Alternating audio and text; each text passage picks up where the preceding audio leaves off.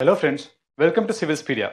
In today's video, we'll be handling about 4 topics. With respect to prelims, we'll be handling about the Pradhan Mantri Ujjwala Yojana, about the biofuels, and about the recently passed the Transgender Persons Protection of Rights Bill of 2016. And with respect to mains, we'll be handling about the farm distress. So coming to our first topic, it is the Pradhan Mantri Ujjwala Yojana. So why is it in news? Because recently the government has announced it is going to extend the Pradhan Mantri Ujjwala Yojana to all the poor households, right? So this is a program which is run by the Ministry of Petroleum and Natural Gas.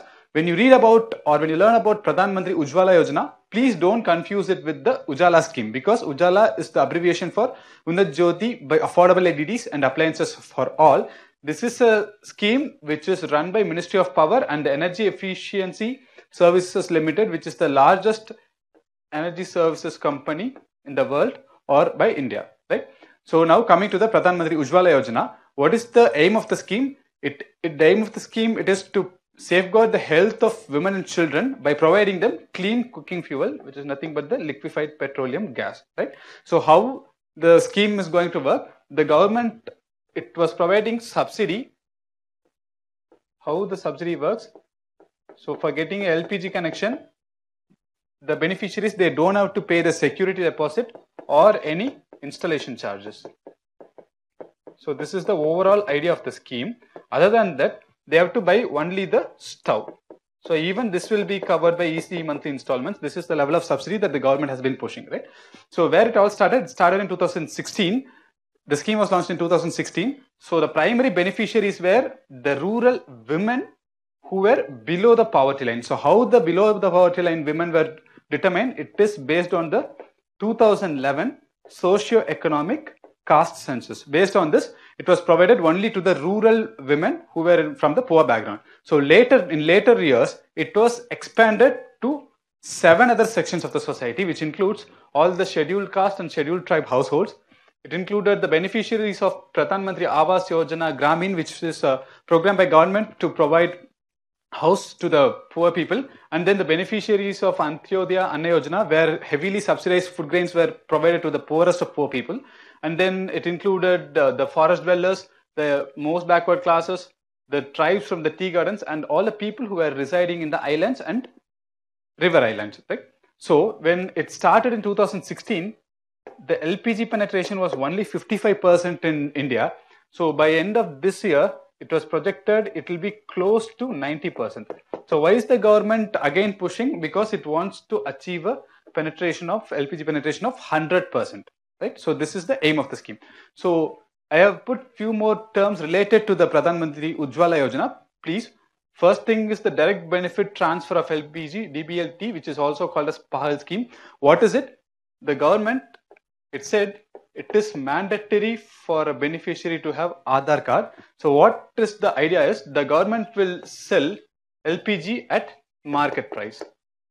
On later date, the subsidy, it will be deposited to the bank account. This is the idea of PAHAL scheme. This is the idea of the direct benefit transfer of LPG scheme. This is intended to reduce the subsidy leakage, right? So, and then you have to understand there is something called as Pradhan Mantri LPG Panchayat, which was recently introduced. So this will serve as platform for the people who got LPG connections to share their ideas, to share their experiences with respect to the LPG. So it will lead to a safe and sustainable use of the LPG. So this is the idea. So why is the government giving such a large subsidy? Because this Yojana, it is having environmental impact, it is having health impact, as well as it is going to push for empowerment of women. So first, let's understand how is it going to have an impact on environment, right? So generally, if you go to rural area, the people, they have a strong dilemma to choose between the biomass and the LPG. Why? Because earlier, the LPG connection, it was costly, wherein the biomass, it is generally available for free or for a very low cost. So because of this, the people were choosing biomass. So what happens when people choose biomass? There will be increased emission. First thing, because if you are going to burn firewood, the emission is going to be more. Because of this, there will be increased deforestation. Why?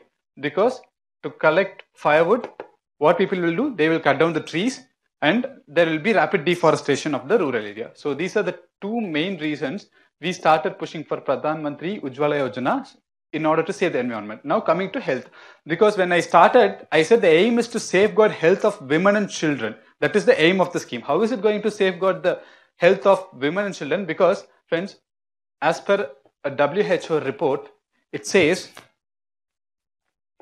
if a woman is standing in kitchen for 1 hour using and cooking using biomass, it is equivalent to smoking 400 cigarettes. That is the drastic impact it's going to have on their respiratory system. So because of this, there was premature death. So now, how is children related to this? Because in India, and especially in India, children spend most of their time around their mother. So where a typical rural mother spends her time, it is in the kitchen, not a very progressive society. So what happens? Both the women and children, they spend their time in kitchen, where conventional biomass fuel is used and where there is a lot of smoke that is emitted. Because of this, there were premature death, which is predicted by the WHO. And also because of this, there was a drastic impact on the health. For example, children had tuberculosis, women had cataract, cardiac problems. Even there was chronic lung diseases, which included the deadly lung carcinoma, also called as the lung cancer. So this was the effect of, this was the level of impact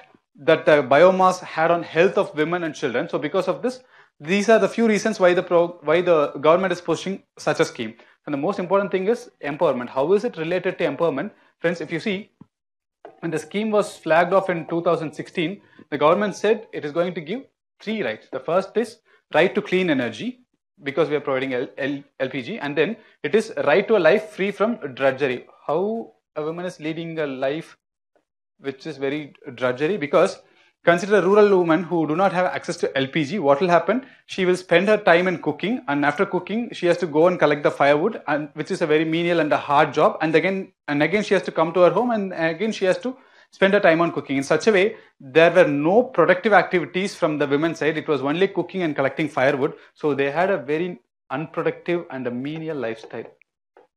So this was the underlying social problem, and because of this, we introduced LPG. And another thing is, we wanted them free from smoke, and we wanted them to be free from the ill health, right? So these are the main reasons the government is pushing the Pradhan Mantri Ujjwala Yojana. So because of this, what are the main advantages? One good example is the women, now they have access to LPG. Now they get time to attend the Pradhan Mantri LPG Panchayat that serves as a forum. They can get to know about the recent government schemes like Mudra, about the Sukanya Samriti Yojana, or any ongoing government schemes that allows the empowerment of women. So because of this, they can spend their time more productively. So what will happen?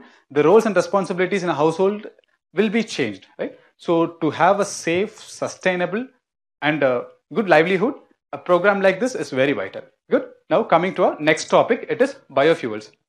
So what is in the news recently is because a transport aircraft, a military transport aircraft called as AN-32, which is a Russian-built aircraft owned by India right now, it was operated using a biojet fuel. So this is the news, right? So by doing this, India has become one of the few countries which have the capability to operate military aircrafts using single-step hydro-processed renewable jets, HRJ. What is this process? This is nothing but converting a non-edible oil seed into a jet fuel. So by this process, India is joining League of Nations, advanced nations like United States, that can operate military vehicles using biofuels, right? So right now we have blended 10% jet oil with 90% air turbine fuel. So this is the news. So who are the primary players in this initiative? First, it is the Indian Air Force.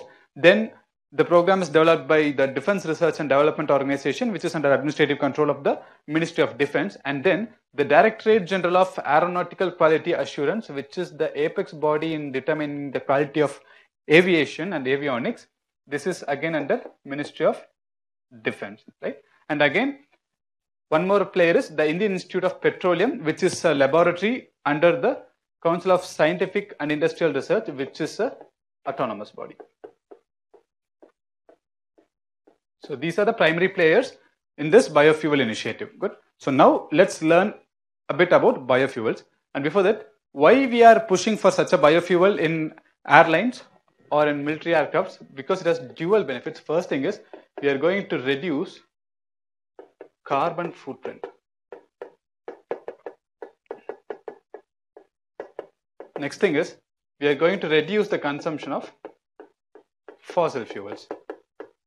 So these are the two benefits which we will have if you are going to blend the air turbine fuels with biofuels, right? So what are biofuels? Conventionally or in layman terms, how do we define a biofuel? It is basically developed from a plant or animal material or any other type of organism. That is the layman term, but a more scientific term is it is a fuel from contemporary biological processes. So how about our conventional fuels like fossil fuels?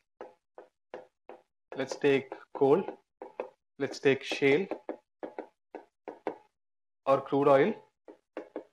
How are they different? Because they are not contemporary, they are extracted from prehistoric biological processes.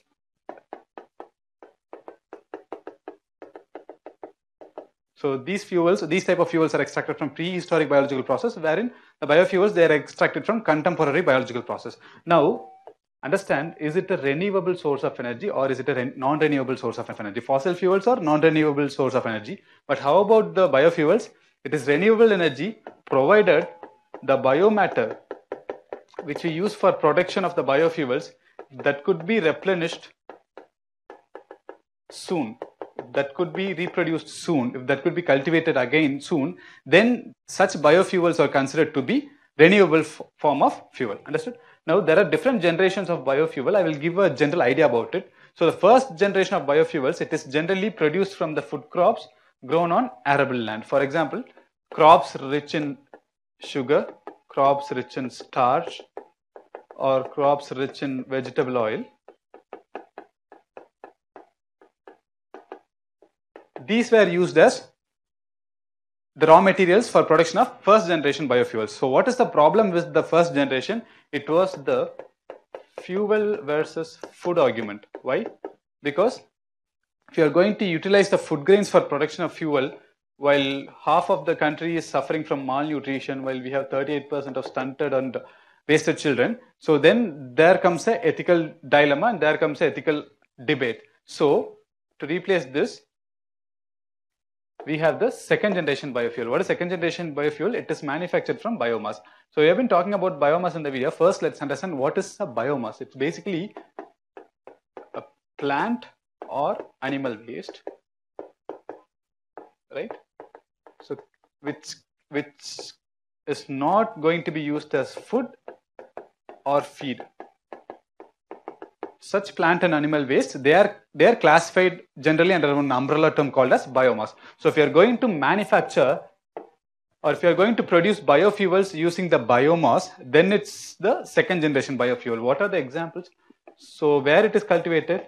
So generally it is cultivated in arable land, but it is a byproduct of the harvest. Right? Second thing, sometimes it is cultivated in non-arable land where production of food crops, it is impossible or it is not viable. In such crops, in such lands, if you are going to cultivate, then it is considered to be a part of second generation biofuel. What are some good examples? We can say grass, then jatropha. The most important thing is municipal solid waste.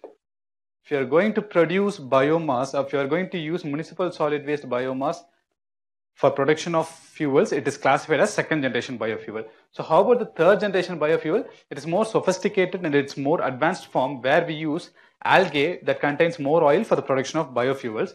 So generally in waste treatment plants,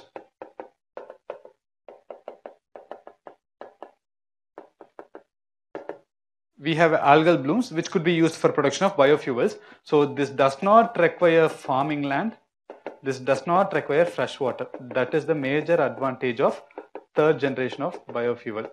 So are we producing third generation of biofuel? No, because the feasibility studies is still going on. Right now there is no commercial production of third generation biofuel that is happening. So how about the fourth generation biofuel? It is even more complicated. It is even more a scientific advancement where we use non-arable land, but it does not require destruction of biomass. It does not require thermal or it does not require burning of biomass or anything. So how is it going to happen? One simple example is electrofuel. So this is a much advanced system where electrical energy will be stored in the chemical bonding between the liquids and gases. That is the level of technological advancement which we will require if you want to commercially exploit the electrofuels. Or even you have photobiological solar fuels. So what are these? So photobiological solar fuels, it is more like a artificial photosynthesis or artificial chemical reaction. It is synthetic in nature. And it is most important thing is it is carbon neutral. No carbon is emitted if you are going to use the 4th generation biofuel. But these are still in advancement stages. It is not yet commercially exploitable for a large scale production. So the government is primarily pushing for the 2nd generation biofuels and sometimes for the 1st generation biofuels. So with respect to this, please learn about the National Policy on Biofuels of 2018, which was recently introduced by the government. I put the features and the expected benefits of the scheme. I will summarize it in very short form. First thing, we have a wider scope for raw materials. How we are going to have a wider scope for raw materials? Because the government has said you can use broken rice or wasted wheat or any food crops such as sugar beet or corn. These could be used as raw materials for production of ethanol, which could be blended with petrol. This is what the government is pushing with the recent national policy, and then it allows use of surplus food grains. This is very much important, because if you are going to have surplus production, a farmer, if he is going to have surplus production, what he will do? He will either sell it to a very cheap rate or it gets wasted. Generally, perishable goods, it gets wasted. Instead, the government is planning to procure these food materials for production of biofuels. So the farmer won't incur a heavy loss. Next is viability gap funding, because this biofuel industry, it is not a well advanced industry, and you cannot expect return very easily or in a very short span of time. It requires a longer time to get the investment back. So what happens? Most of the biofuel industries, they do not get credit supply. So what the government is going to do is, it is going to give viability gap funding. What is the viability gap funding? In the initial stages of the project, the government will provide capital for infrastructure. So through viability gap funding, the government is going to give the money for construction of the infrastructure in the initial phases of the biofuel manufacturing. Then we are going to have supply chain mechanism. What we are going to do is, we are going to push for more used oil or non-edible oil crops. So we are going to procure these things. The government is going to procure these things, and it is going to supply to the biofuel industry, so that we will have increased production of biofuels. So what are the expected benefits because of this? The first thing is, we will have reduced import dependency. How? Our forex reserves will go up. Why? Because if you are going to blend ethanol, if you are going to use biofuels, what will happen? Fossil fuel consumption or fossil fuel import will go down. By this, we will reduce our import dependency. Next is cleaner environment. How is it going to give a cleaner environment? Because these biofuels or ethanol blended fuels, they emit lesser carbon dioxide or they emit lesser greenhouse gases. This is one main advantage. Please link this to the stubble burning problem of Haryana and Punjab and some other places where the agriculture produces, the byproducts of agriculture produces, it is generally burnt or it is generally dumped in the land. So what could happen is, the government will procure such byproducts. So that will be used for production of biofuels. This is another benefit. How it is going, the government said it is going to have health benefits. How a biofuel policy is going to have health benefits? Because there is a dark side in food industry where cooking oil, it is generally reused. How it is reused? I'll tell you an example. A 5-star hotel or a good food production industry, it will use oil for cooking, and instead of throwing it away, what they will do is, they will sell it off to a relatively smaller establishment, which they will use again. They will reuse the cooking oil for cooking their food. So what will happen?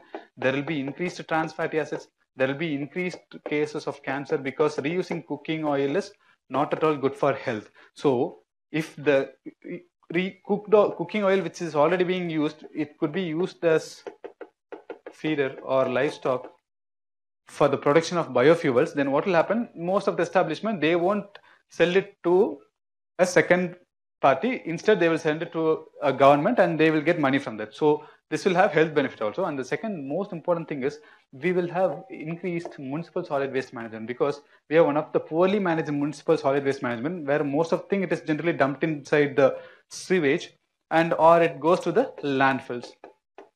If we could monetize it, if we could use it for energy production, it is good. So then is employment generation, because we could set up biofuel industries. It could be set up in suburbans, or it could be set up in rural areas. So what will happen? The rural youth or suburban youth or places where employment opportunity is needed, it will have a increased employment opportunity. So these are the expected benefits and these are the expected outcomes of the National Biofuel Policy of 2018. Friends, understand, the earth, it is not inherited from our ancestors, it is actually borrowed from the next generation. So energy policy like these, it is very much necessary to reduce the pressure we have been giving on the environment. It is very much necessary to reduce the anthropogenic pressure which we have been putting on the Mother Earth. Understood? So now our next topic is the Transgender Person Protection of Rights Bill of 2016, right? So why is it in news? Because recently it is passed in Lok Sabha with 27 amendments, right? So what are the primary objectives of the bill? First thing is, it is defining the transgender people. It is going to define who are transgender people. And second thing is, it is going to prohibit the discrimination against transgenders. And one most important thing is, it is going to establish a national commission for transgenders. These are the primary objectives of the bill. Now we will discuss the history of the bill and what are the problems associated with the bill and what are the highlights of the bill. First thing, it is a long path. What happened is in 2013, an expert committee was set up to examine the issues related to the transgenders. So the major finding is, it said transgenders, they are subjected to social stigma, right? They have been severely discriminated and they have been treated bad. This is the finding of the expert committee. And also in 2014, the NALSA, the National Legal Service Authority versus Union of India case, this is a landmark judgment where the Supreme Court ruled all the fundamental rights,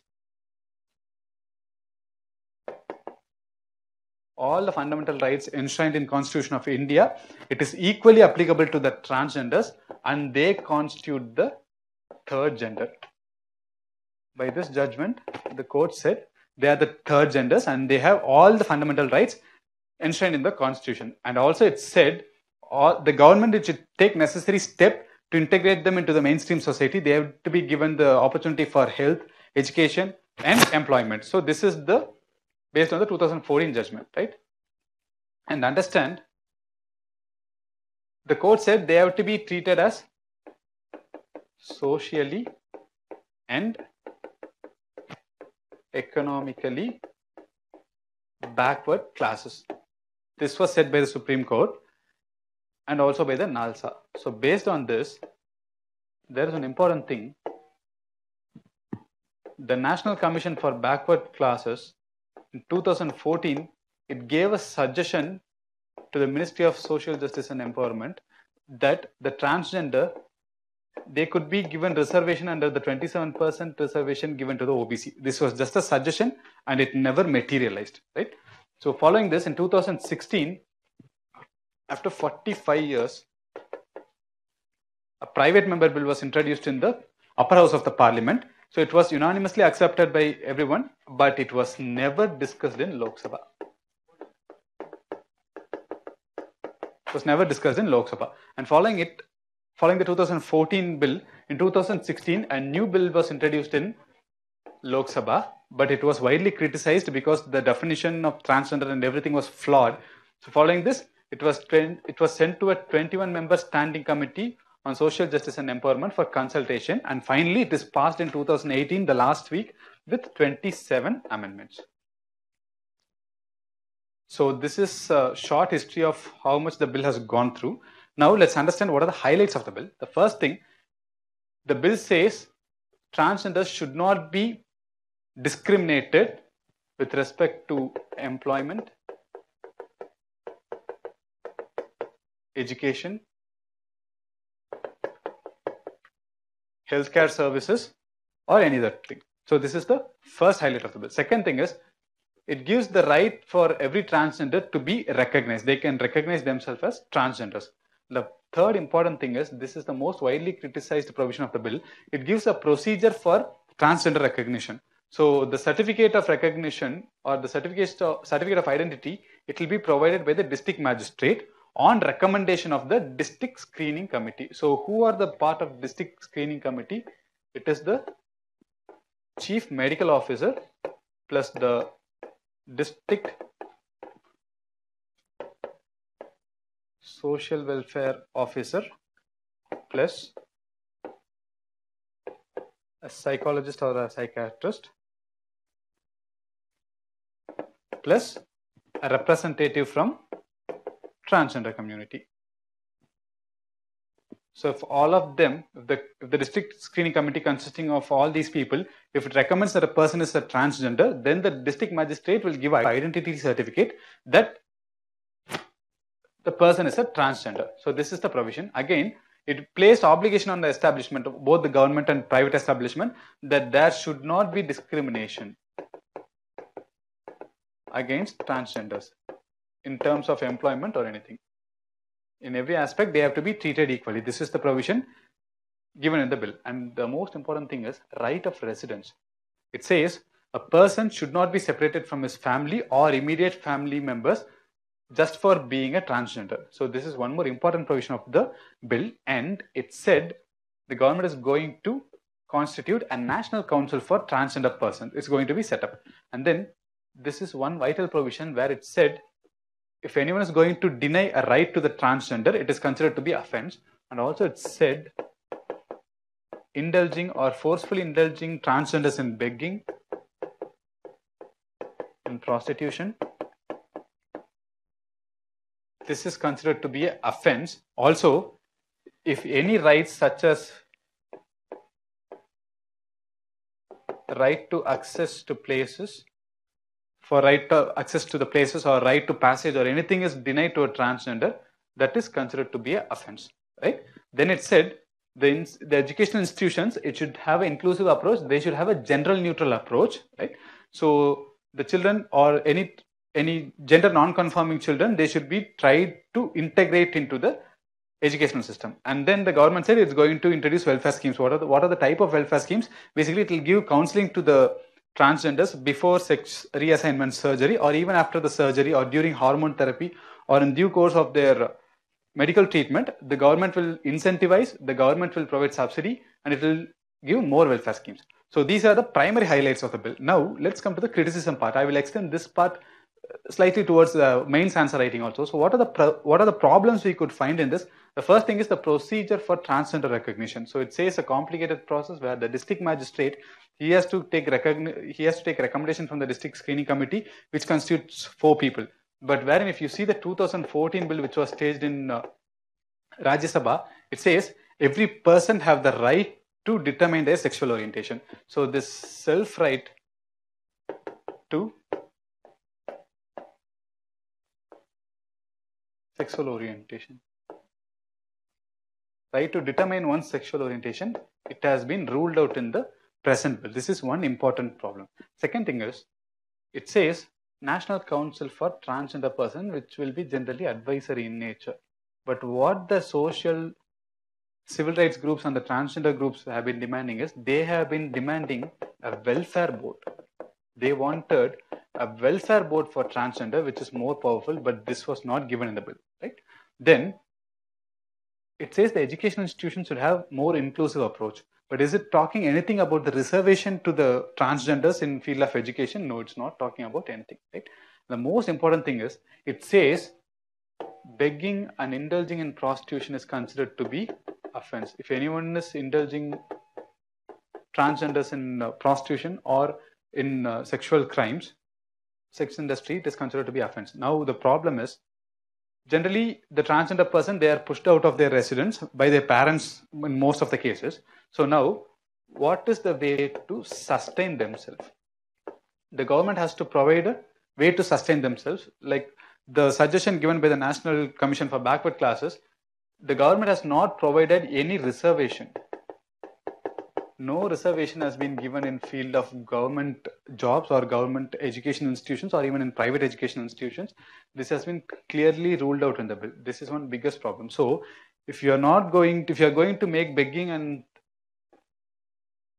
prostitution as offense, it is the transgender who is going to be affected more, because you are not providing a sustainable or an alternative to them. So they are forced into these themselves or by some other people. So this is not clearly addressed. This is one biggest problem. The most important thing is, please take a note of it, the Indian Penal Code sections that covers rape, that covers sexual harassments, that covers stalking, all these provisions of IPC says or specifies only women. So when a man is going to rape a woman, or when he is going to sexually assault a woman, or if he is going to stalk a woman, then he will be punished. So how about the third gender? So this has been clearly ruled out. This has been left over. The IPC sections are not amended and transgenders are not included in these provisions. So these are some of the major problems pointed out by the civil rights group and the transgender groups. Friends, even the definition of transgender we have included. Initially, the government in the 2016 when the bill was introduced, it said, let's take this is male, this is female. The government said 4 cases, right? First case is when a person is neither male, when a person is neither female, completely female, or when a person is both male and female, or when a person is neither male nor female, then they are considered to be transgenders. This is the provision given in the 2016 bill when it was tabled initially. But this was subjected to strong criticism and the standing committee gave few suggestions. Now they have included trans men. Now they have included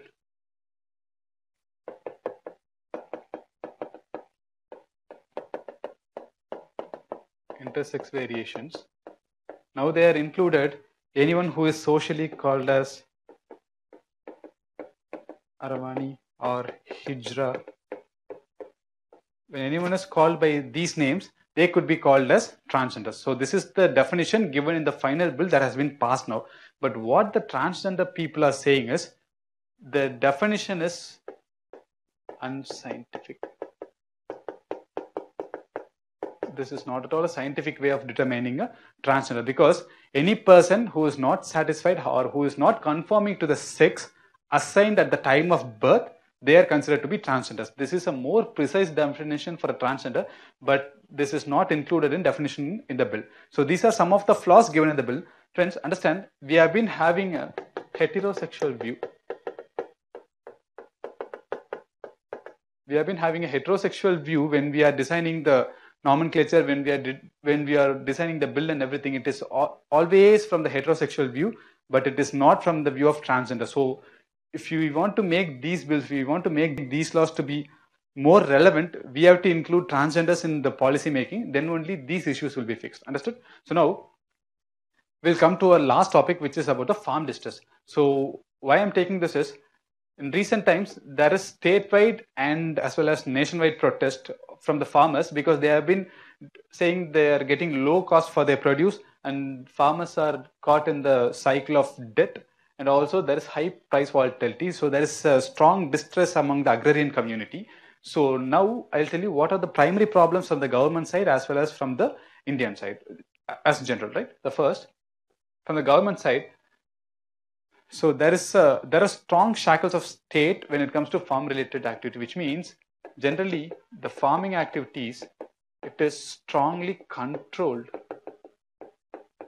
It is strongly controlled and it is strongly subjected to regulations from the government. This is one biggest problem, because it all started with the land reforms in 1951, which introduced the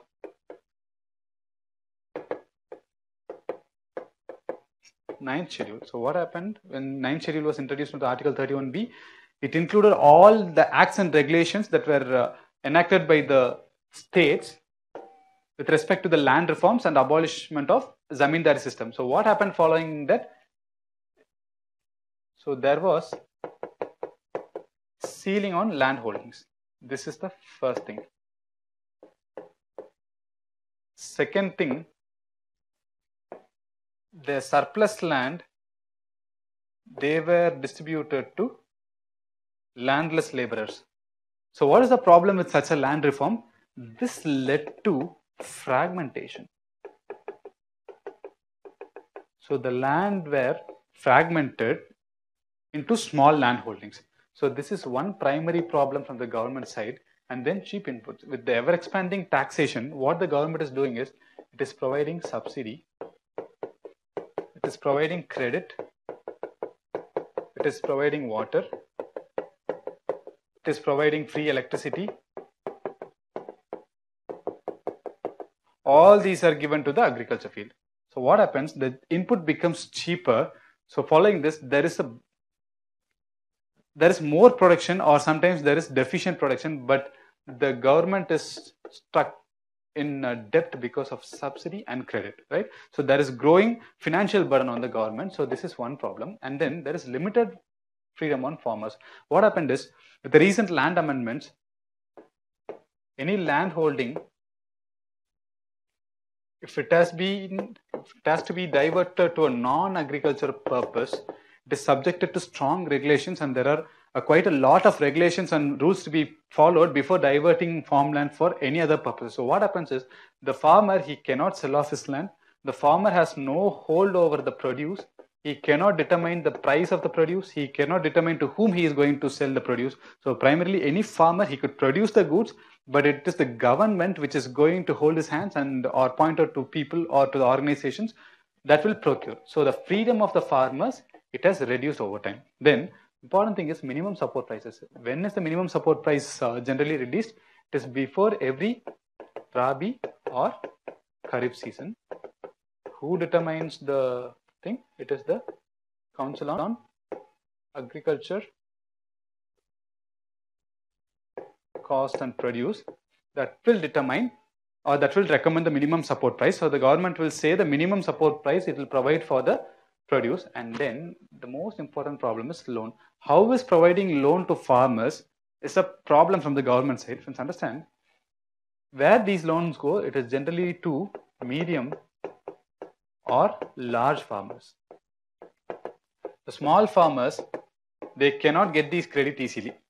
So the government is providing loan, but who is availing these benefits? It is still the medium and small farmers, medium and large farmers, not the small farmers. So these are some of the problems from the government side. Now let's come to the challenges with respect to the Indian scenario.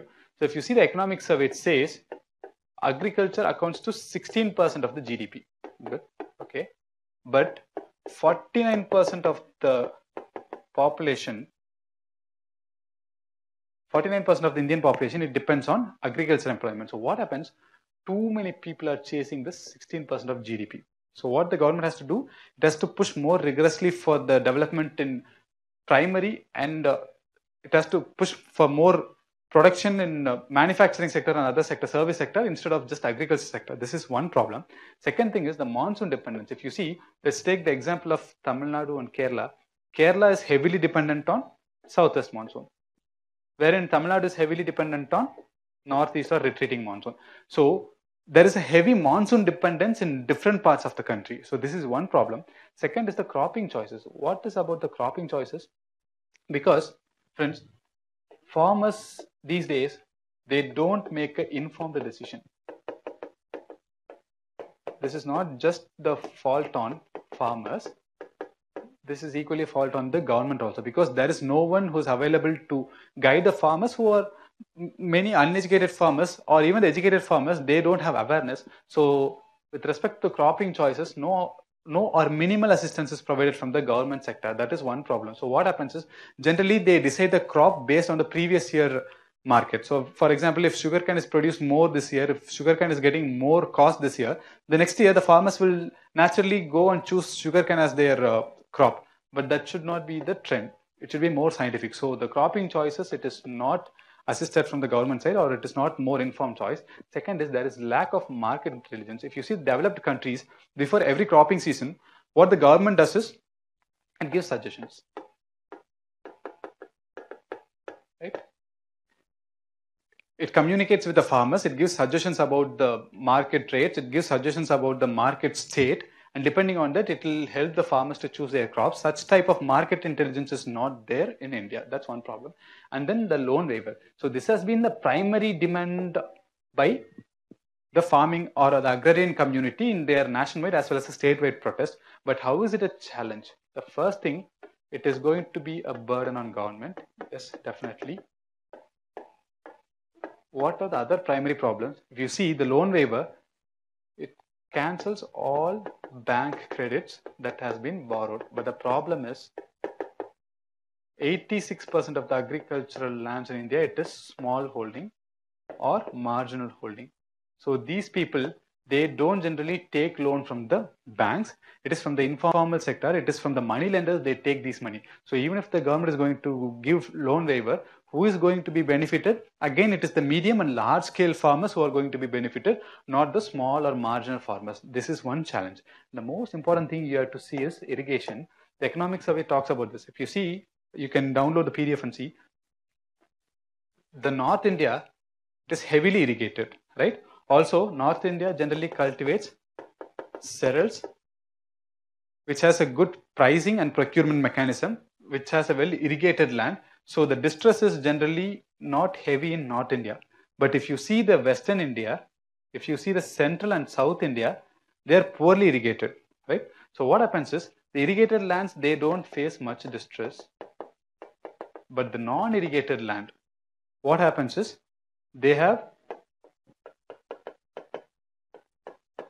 inefficient procurement. First problem, right? Second thing is, we have post-harvest loss.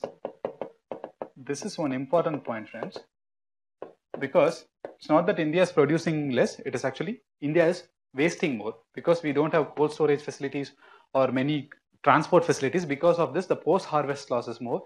We have an inefficient procurement system, and also we have poor support mechanism. So these are the problems that causing more distress in Central and South India as well as in Western India. So if you see, irrigation has a greater role because these are monsoon dependent and poorly irrigated areas. So they are subjected to more distress, especially the Central India, wherein the North India is relatively okay. So irrigation has a greater role in determining the agriculture distress, right? So now let's talk about the solutions. So there are a number of solutions, but I have put 4 or 5 which you could use for answer writing. First is the knowledge dissemination, because we need more push in science and technology and research and development. The government has to take more steps in seed development, because we need more climate resilient type of agriculture. For this, we definitely need seed development and also knowledge dissemination, in the sense we need diversification of crops. How it's going to happen? We have to educate the farmers. We have to disseminate knowledge to them. By this, we have to diversify the crop pattern. By this, we can reduce the agrarian distress. Second thing is, you have to generate employment opportunities. So there is interesting data that says 70% of the youth of India, they live in rural. Good. But in rural, agriculture is crowded. At the same time, employment is less. So if this is going to happen, what will happen? These enthusiastic rural youth, they will migrate to town or cities. They will migrate to urban areas. So what will happen? There will be more pressure on the cities. This will sometimes, many times it will lead to creation of slums. They will be short of employment opportunities. There will be more pressure that will be put on the cities and urban areas, while most of the rural area, it is vacant. This is one big problem. And then the government has to develop agricultural infrastructure, which includes cold storage. We need good food processing and other industries, so that what happens is, if there is more agricultural infrastructure, even employment will be generated, right? We need last mile connectivity and we need good agricultural infrastructure. Next is improving quality of rural life. How is improving quality of rural life going to have an impact on agriculture? For example, if you see all the suggestions given here, it all needs educating the farmers. So even we have to educate the future farmers. For this, we have to develop or we have to improve the quality of life in rural India, because we need improved hygiene, we need improved health sector, we need improved sanitation. Most important, we need improved education, and we need all the urban facilities to be available in rural side also, so that the farmers will be educated and they will make a more informed choice, so that the plans by the government, it will have better penetration towards the farmers, right? One most important suggestion is the ENAM, which is the National Electronic Portal. For example, since agriculture is a state subject, the Agriculture Produce Marketing Committee in each state, this determines the pricing. So what happens is, the state have a fragmented APMC and it is not at all transparent.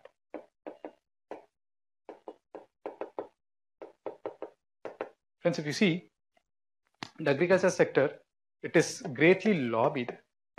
How it is lobbied? Because these traders who are part of the Agriculture Produce Marketing Committee or the mandis, they determine what is the crop that has to be cultivated, and they non-transparently and indirectly they determine the price of the goods. So what happens is, there is artificial demand, or sometimes there is artificial deficit of demand. So because of this, there is a large scale price disruptions, and who is the most affected? Is it the government? No. Is it the traders? No. Is it the APMCs? No. It is again the farmers who is greatly affected, right? So friends, if you see, these are some of the suggestions that could help the livelihood of farmers, that could help the nation to revive its agriculture sector. You see, there is interesting data that says, if a farmer, if he could sell off the land for a non-agriculture purpose and he gets a capital,